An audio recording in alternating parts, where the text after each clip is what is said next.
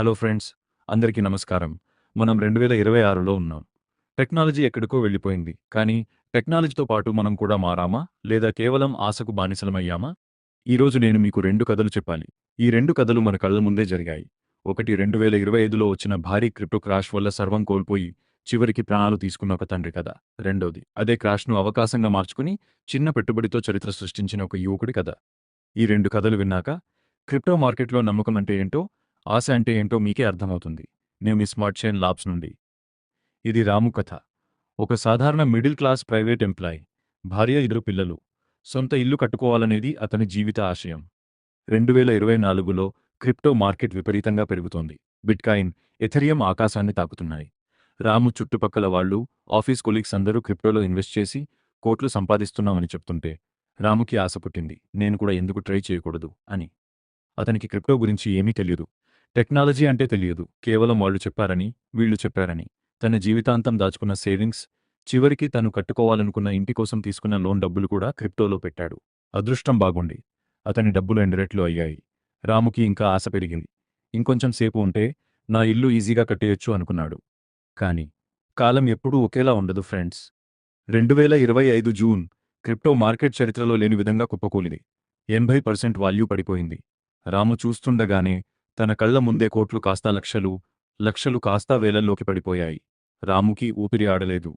Loan కట్టాలి, పిల్లల ఫీజులు కట్టాలి, చేతిలో డబ్బులు లేవు. ఆశకు బానిసైన రాము ఆ భారాన్ని భరించలేకపోయాడు. 2026 ప్రారంభంలో రాము మన్ని విడిచి వెళ్ళిపోయాడు. తన భార్యాపిల్లలను నడిరోడ్డుపై వదిలేసి. కేవలం తెలియని ఆశ వల్ల ఒక నిండు ప్రాణం బలైపోయింది. ఇది క్రిప్టోలో ఉండే మొదటి ముఖం. రాము కథ వింటుంటే బాధేస్తుంది కదా. మార్కెట్లో ఇలాంటి వాళ్ళు వేల మంది ఉన్నారు. కానీ ఫ్రెండ్స్, తప్పు క్రిప్టోది కాదు.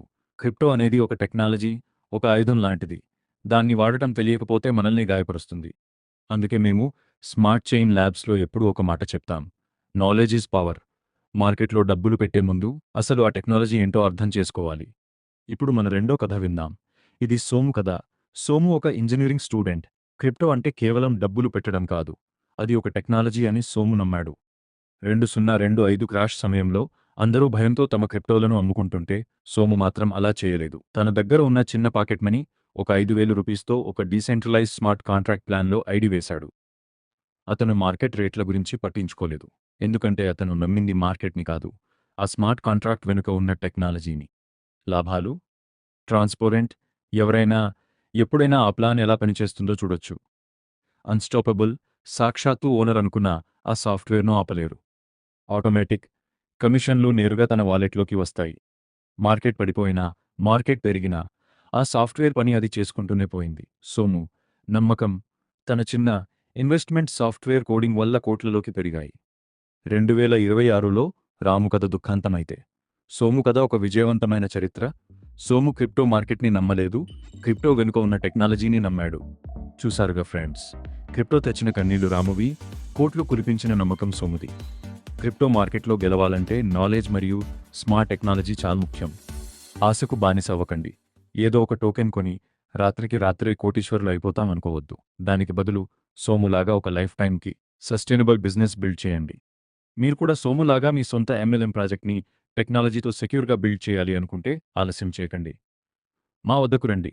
స్మార్ట్ చైన్ ల్యాబ్స్లో మేము మీకు కేవలం సాఫ్ట్వేర్ ఇవ్వడమే కాదు, అది ఎలా సక్సెస్ అవ్వాలో కూడా గైడ్ చేస్తాం. కింద డిస్క్రిప్షన్లో మా వాట్సాప్ నెంబర్ +919059979480 ఉంది. అలాగే మా వెబ్సైట్ లింక్ కూడా ఇచ్చాను. ఒక్కసారి మెసేజ్ చేయండి, మాట్లాడుకుందాం. క్రిప్టో అనేది ఒక అవకాశం. దాన్ని నాలెడ్జ్తో వాడుకోండి. రాము కథను గుర్తుంచుకోండి. సోము కథను ఆదర్శంగా తీసుకోండి. Thank you so much. మళ్ళీ ఇంకో ఇంట్రెస్టింగ్ వీడియోతో కలుద్దాం. బాయ్.